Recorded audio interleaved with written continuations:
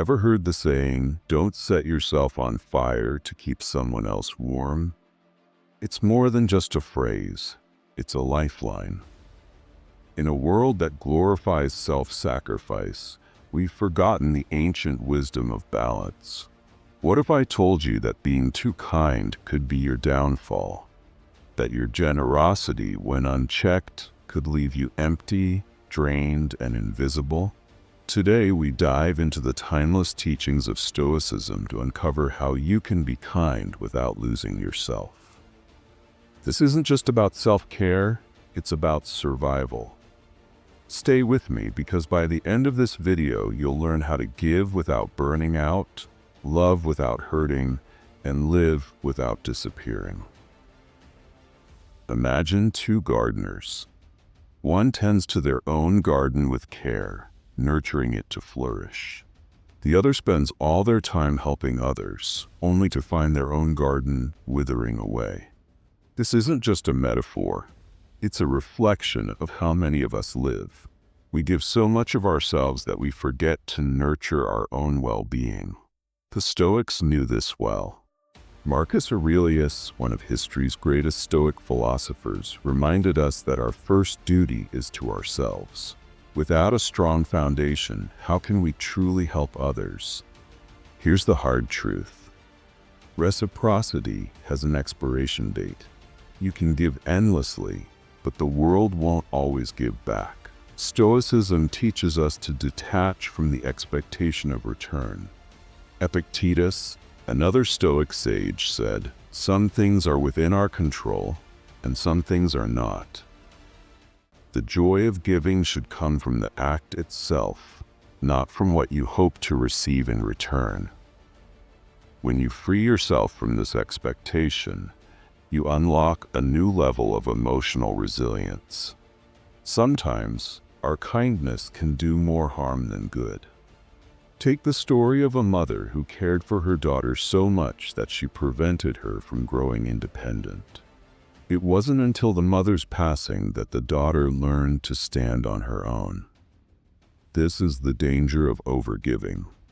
Seneca, a Stoic philosopher, warned us, "He who begins to be your friend because of the benefit will also cease because of the benefit."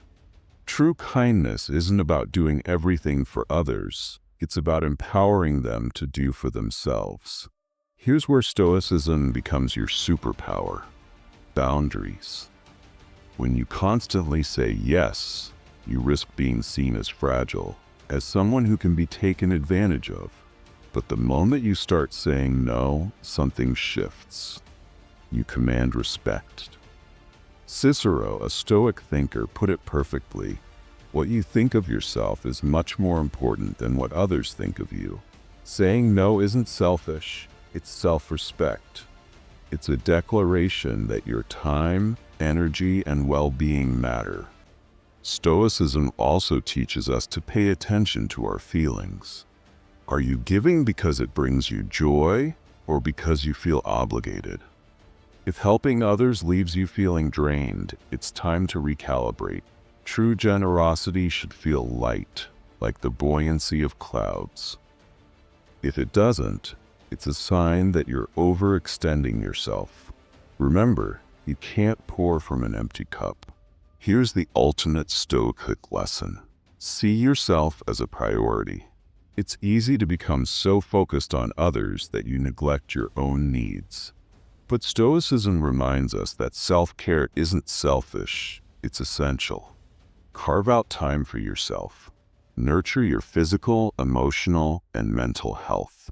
When you prioritize your well-being, you become a better version of yourself, for you and for those around you. Finally, identify the takers. Not everyone deserves your kindness.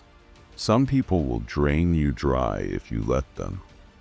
Stoicism teaches us to discern between relationships that enrich us and those that deplete us. True transformation comes from within.